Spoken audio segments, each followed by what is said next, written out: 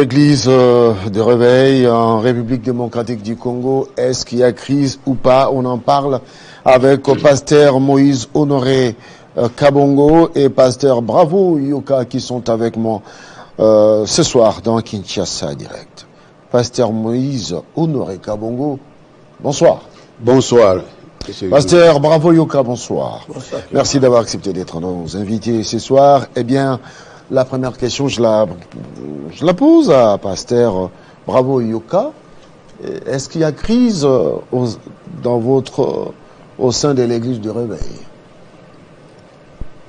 Il n'y a pas de crise parce que l'église du réveil a un comité, un président, évêque général qui dirige maintenant la plateforme des confessions religieuses. Nous avons vu ça, une œuvre de certains serviteurs de Dieu et qui sont aussi dans la politique. En fait, je pouvais dire directement que si on pose la question, est-ce qu'il y a une crise au Congo? Les gens diraient il y a une crise, mais on poserait la question qui est la crise? On va dire c'est M23. Ce qui veut dire que dans l'RC aussi, il y a aussi M23. Le M23, c'est ces gens-là. On va les démontrer. Godin Poyi, le président de l'Assemblée provinciale de Kinshasa. Pasteur de son quoi? Pasteur de son État. Pasteur de son État, législateur provincial, qui ne respecte pas les gouvernements de la République, qui refuse tout ce que le ministre d'État, ministre de la Justice, donne comme instruction et qui manipule les autres pasteurs, profitant de son état, de sa position, et il agit par ruse. Je dis par ruse, pourquoi? Parce que ici, l'invitation que j'ai entre les mains, c'est l'invitation qu'il a lancée aux gens, pour que les gens viennent à une réunion qui était programmée le 9 novembre à 10h dans la salle Panorama du fleuve Congo Hôtel, en disant des moments d'échange sur l'avenir de notre église, reconnaissant votre appel divin. Révérend pasteur Godin Poyi. Et lui, révérend pasteur Godin Poyi, il appelle tous ces éminents hommes de Dieu. Il n'a pas le droit de le faire? Mais il les appelle, il les réunit en tant que qui? Parce que vous ne pouvez pas, en tant que pasteur... En tant qu'au conseil de l'église du réveil. Non, mais il ne l'a pas signé. Le haut conseil n'a aucun pouvoir. C'est une plateforme dans l'église du réveil. Et le haut conseil ne peut pas parler de l'église. Parce que le haut conseil est non confessionnel. Constitué de personnes qui étaient des députés et qui ont fini leur mandat, qui sont en train de se battre pour retrouver une solidarité organique électorale afin de revenir aux élections. Et qui, en réalité, le Haut Conseil ne peut pas continuer d'exister si notre gouvernement était encore très attentif. Qui a institué le Haut Conseil? Le Haut Conseil, c'est des dissidents du gouvernement d'Albert Kankenza pendant qu'il dirigeait l'église du réveil. Ces dissidents-là, ces mécontents, je peux bien les citer tous. Ils ont été tous vice-présidents d'Albert Kankenza. Ejibaya Mapia. Jean-Oscar Kijamina. Jean-Marie Runiga. L'évêque Moukouna, président provincial. Bon, ajouter Denis Lessi et les autres. Ces personnes-là, ils ont été tous dans le gouvernement d'Albert. Ils ont travaillé avec Albert. Maintenant, pendant que le gouvernement de la République nous demande d'assainir le secteur, eux, ils sont des électrons libres, ils ont des plateformes et ils ne veulent pas que les gens puissent les contrôler. Et c'est ainsi qu'ils vont créer ce qu'ils appellent le Haut Conseil de l'Église du Réveil. D'abord, ils l'ont créé comment? Parce que quand le gouvernement a mis des moyens, c'est-à-dire a instruit qu'il faut identifier, recenser et connaître qui est qui dans l'église du réveil. Avec Georges Missaï, on est allé de 2007 jusqu'en 2009 avec le Zolmambi et les gouvernements de la République, les conseils de ministres se réunissent dans 3 sessions et ils ont établi que le gouvernement de la République reconnaît comme interface. C'est l'église du réveil du Congo ayant acquis la personnalité juridique numéro 278. Mais ici comme vous l'avez cité, le président de l'Assemblée provinciale, Godin Poy, en invitant le pasteur, il cherche à réfléchir. Pasteur Honoré, pasteur Moïse Honoré Kabongo. Il cherche à réfléchir sur l'avenir de l'Église. Pourquoi ça fait mal? Une très bonne question.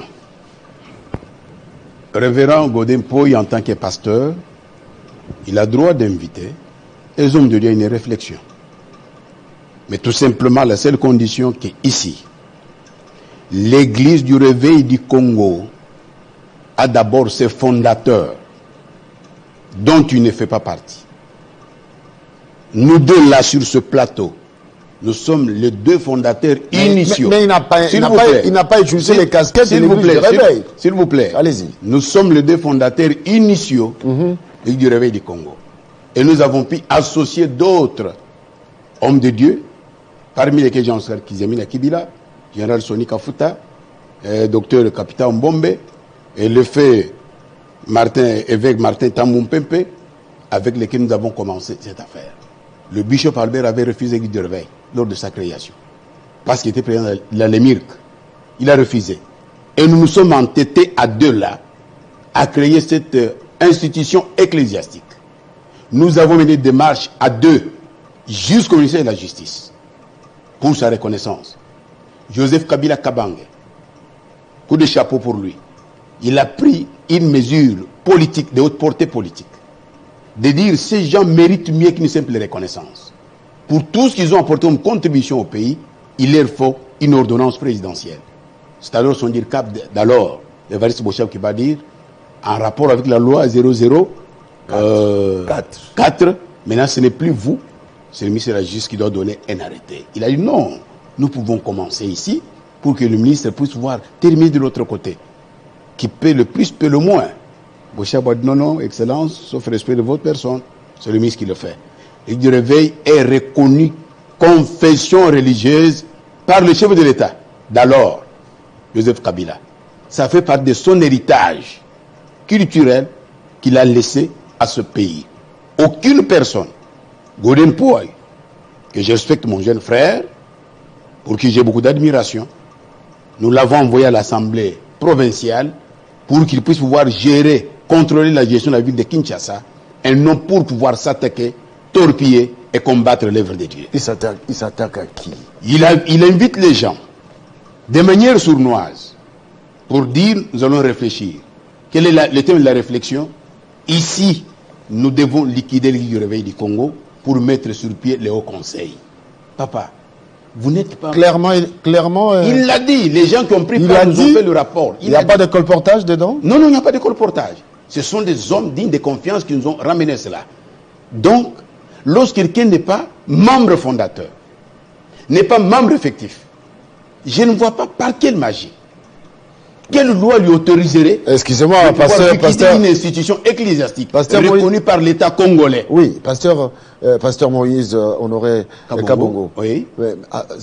Un homme de Dieu, c'est, excusez-moi, je me trouve très mal placé pour accepter avec beaucoup de facilité que le président de l'Assemblée nationale, pasteur de son État, puisse convoquer l'Assemblée provinciale puisse convoquer ses collègues pasteurs pour réfléchir et dire ouvertement, nous allons réfléchir sur la destruction de l'église du réveil. Ça paraît quand même aberrant. Je vous dis que ça n'a pas été caché. Il y a des gens qui Est-ce qu'il y a des sons? Il a été enregistré. Il y a des gens qui se sont levés pour pouvoir dénoncer et condamner cette démarche-là, ouvertement dans la salle. Je peux expliquer. Il y a des gens qui sont levés. Ce qui est plus grave, c'est quoi? C'est lui qui est le bénéficiaire de l'église du réveil du Congo, le bishop Albert Kankenza, qu'il a dirigé de main de maître pendant 21 ans. Il va se mettre debout je m'excuse beaucoup, pour dire qu'avec sa présence là-bas, c'est comme s'il a signé la liquidation, le certificat de décès, les recettes. Oh, messieurs, vous êtes l'unique bénéficiaire de tous les avantages, toutes les dividendes. Donc, Albert Mendeza avait répondu là. Il avait répondu à l'invitation. Il était là qui a initié la démarche. Aujourd'hui, le moment où il doit retourner l'ascenseur à cette église qui a fait de lui ce qu'elle est devenue comme une notoriété dans ce pays et dans le monde, c'est le moment où il choisit de pouvoir poignarder dans le dos cette institution-là. Alors, nous pouvons pardonner à tout le monde, sauf à Bishop Albert Kankenza. Parce qu'il avait refusé. Nous avons que l'église, nous l'avons mis là-bas comme président. Mais nous avons vu les images, c'est le pasteur Kankenza qui était parmi ceux qui ont, je dirais bien, porté le baptême sur le pasteur, l'actuel, Dodo Kamba. C'est ça le paradoxe. Le paradoxe. C'est ça le paradoxe. C'est quand vous affirmez comme ça. Oui, mais c'est ça le paradoxe. Je ne comprends plus rien là. Comment voulez-vous, c'est lui qui était le parrain de l'actuel évêque général, Dodo Kamba, puisse pouvoir aujourd'hui se révéler être celui qui doit détruire celui qui l'a placé là-bas. Est-ce que ça ne peut pas qu'il n'y a pas de dessous des cartes? Non, je vais expliquer les choses. Pasteur Yoka. Ici, j'ai 2 lettres. La première lettre, elle date du 23 août 2022. Elle est signée de Madame la ministre d'État, ministre de la Justice. Dans cette lettre, le révérend Godin Poy avait demandé la réhabilitation du Haut Conseil. Mais est-ce que le Haut Conseil avait disparu? Est-ce qu'elle était suspendue? Donc on comprend d'abord que Godin Poy ne comprend rien de cette affaire-là. Le ministre lui répond pour dire qu'il n'y a pas question de réhabilitation. Mais Godin Poy trompe à Madame la ministre en disant que le Haut Conseil a été reconnu comme interface des églises du réveil. Interface. Oui. En remplacement de l'église du réveil du Congo. Mais maintenant, Madame la ministre dit, nous allons vous accompagner dans la charge que vous voudrez faire. Ça, c'est cette lettre-là. Maintenant, pendant que cette lettre... Elle date de quand? Elle date du 23 août 2022. Et pendant que cette lettre est là, Godin Poy commence à inviter les gens pour leur dire tout le monde, vous devez adhérer à l'RC, passer au conseil, passer au conseil qui a pris la place de l'église du réveil du Congo. Maintenant, le président évêque général, son éminence le prophète Dodo Kamba, réagit par une lettre pour dire à Madame la ministre que vous commettez une erreur. Et cette erreur-là, où je dis que le pasteur Godin Poy, professeur de son état, et pasteur, il ne peut pas manipuler les gens. Le Haut Conseil, c'est une structure non confessionnelle. L'arrêté 259 du 13 août 2013 précise clairement que le Haut Conseil, c'est une structure non confessionnelle. Et cet arrêté, si notre gouvernement était attentif... Non confessionnel, c'est-à-dire? Ça veut dire que c'est une structure qui n'a rien à voir avec les églises. Mais pourquoi ça a une ramification avec l'église? Mais c'est ça ce qu'ils sont en train de faire. Parce qu'au moment où... Est-ce que vous reconnaissez l'existence du Haut Conseil? Comme une plateforme, je reconnais. Une plateforme où? Comme une plateforme au sein de l'église du réveil. Avec quel rôle? Mais le rôle qu'ils se sont donnés. Qui se sont donnés comment? Parce qu'ils n'ont pas d'objectif. Parce que Yuka, nous sommes suivis par les téléspectateurs. C'est important. Oui, c'est très important. Je peux intervenir. Les questions que je pose sont tellement capitales. Elles sont très importantes. Alors, parce que vous dites que le Haut Conseil est inclus, exerce au sein de l'Église, au sein du ERC. Je voudrais bien... Quel est son rôle? Je voudrais bien répartir... Attendez. Qui donne la responsabilité de ceux qui sont dans le Haut Conseil? Je voudrais bien... Qui les choisit? Je voudrais bien répartir avec mes propos du départ. Allez-y. Je vous ai dit que ce sont des dissidents de gouvernement Kankenza. Des frustrés. Le frustré. Depuis quand?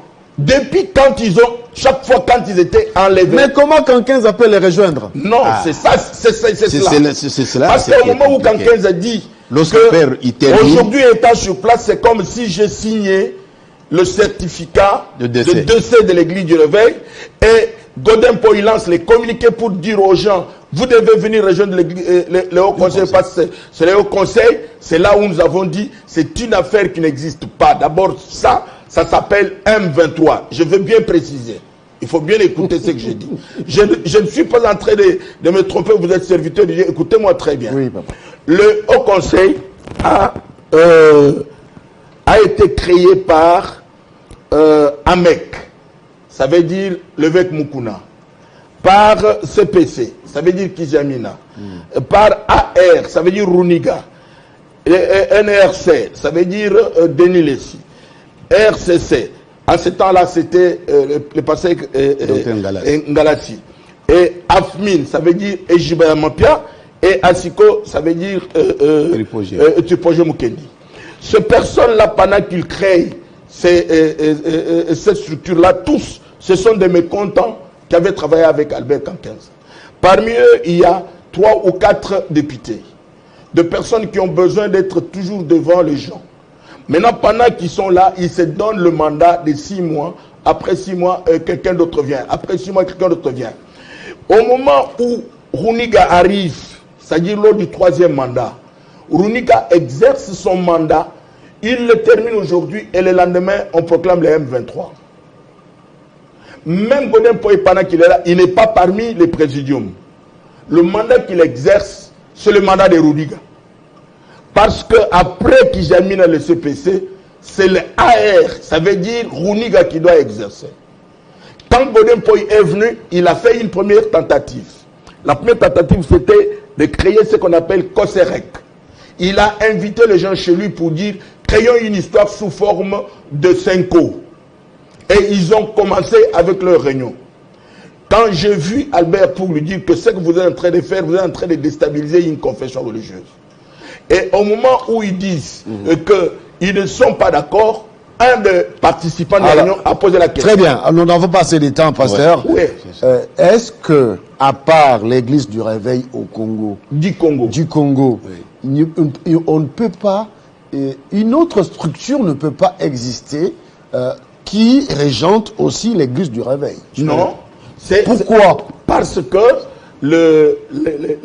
l'organisation dans notre pays, c'est-à-dire j'ai des communiqués ici, on n'a pas assez de temps, le pouvoir a constaté que les églises dites de réveil, elles sont tellement nombreuses et que ces églises-là, de la manière qui sont nombreuses, elles sont incontrôlables. Alors pour qu'on puisse les contrôler, il fallait qu'on puisse arriver à mettre une structure sur pied et qui doit les contrôler. Cette structure-là, c'est l'interface. Ça, c'est la copie certifiée conforme du compte rendu du Conseil des ministres du 4 décembre 2009. Le pouvoir public dit, s'agissant des églises de réveil, après avoir été informé de la prolifération des églises dites de réveil. On a compris. Oui. Donc, c'est et maintenant, on a dit qu'on reconnaît l'autorité d'interface. L'unique et le seul, oui, c'est l'église du réveil du Congo. Et s'il y en avait quelqu'un d'autre, il pouvait se présenter aussi. Alors, devant l'État. On va quand même accorder la parole au pasteur Kabongo avant de chuter. Ouais.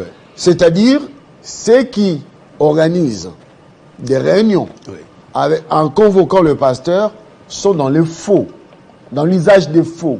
C'est ça? Ils doivent être interdits. Ils ne sont pas dans le faux. Parce que le pasteur a droit de réunir les collègues pasteurs pour parler avec eux des sujets qu'il estime être utiles. Mais quant à ce qu'il faut créer l'interface, l'État congolais reconnaît l'exclusivité. La problématique réside à l'église du réveil du Congo. La problématique, c'est au niveau de l'interface. Par conséquent, aucune personne ne peut décider comme ça dans une séance de travail pour dire nous mettons fin à l'église du réveil du Congo, dont tu n'es pas fondateur. Il n'est pas membre effectif. Il n'a pas de responsabilité dans cette église-là. La loi reconnaît au ministère de la Justice la qualité des compétences de dissoudre une association, au ministre de l'Intérieur de le faire, lorsqu'il y a trouble public, ou alors aux membres effectifs réunis dans une assemblée générale, 3/4 peuvent dissoudre une association. Voilà. Mais ce n'est pas une réunion informelle comme ça. Les gens se retrouvent comme des aventuriers pour décider du sort de quelque chose qui ne leur appartient pas. Voilà. On Ici, finit. s'il vous plaît, Ouais. je voudrais terminer. Les actes que le pasteur pose aujourd'hui, ils sont en train de laisser un héritage spirituel à leurs enfants. Les enfants paieront tôt ou tard les erreurs de parents qu'ils commettent aujourd'hui. Très bien. Les enfants seront tributaires des actes irresponsables de leur père, cupides, assoiffés d'argent et d'autres choses. Ils sont là pour torpiller et combattre l'œuvre de Dieu. Pasteur Moïse Honoré Kabongo, c'est votre nom. Merci d'avoir accepté l'invitation des Télé 50. Pasteur Bravo Yoka, merci. Je voulais dire un dernier mot. On Si vous permettez, une seconde. oui. Je demande au ministère de la Justice de retirer la personnalité juridique de Haut Conseil parce que cette personnalité juridique crée des confusions. Étant donné que dans le fondateur de Haut Conseil, on retrouve le fondateur et le meneur M23. C'est une structure qui est en train de représenter au point où on se retrouve ici de personnes qui sont c'est-à-dire les personnes qui agissent au nom du M23. Parce qu'au moment où le confession religieuse avec le président et évêque général Dodo Kamba lance le processus de la marche pour que tout le monde soutienne Pour le président de la République et tout le monde, le 19. et on constate qu'il y a quelqu'un qui est sur place et qui crée des problèmes au sein de l'église du Réveil, c'est pour déstabiliser celui qui est en train de... Très bien, Pasteur Bravo Yoka. Un mot à la fin, un mot de la fin quand même pour Pasteur Kabongo. Un mot de la fin, c'est un conseil. Conseil aux hommes de Dieu. Ne prenez jamais le risque de torpiller, de déstabiliser ou de combattre l'œuvre de celui qui vous est censé servir. Soyez prudents. Nous rendrons compte un jour devant la face de Dieu. La vie est tellement courte. J'en appelle ici à la responsabilité de Bishop Albert Kankenza Mwanambo. Vous êtes le seul et l'unique bénéficiaire de l'RSC. Aujourd'hui, il est temps que vous puissiez retourner l'ascenseur à cette institution qui a fait de vous ce que vous êtes aujourd'hui. Merci. La combattre, c'est alors amener des malédictions sur votre progéniture. Merci beaucoup. Donc, prenez garde à ce que vous êtes en train de faire. Merci beaucoup, Pasteur Moïse Honoré Kabongo, Pasteur Bravo Yoka. C'était mes invités du deuxième dossier. Mesdames et messieurs, restez branchés sur votre chaîne. Au revoir.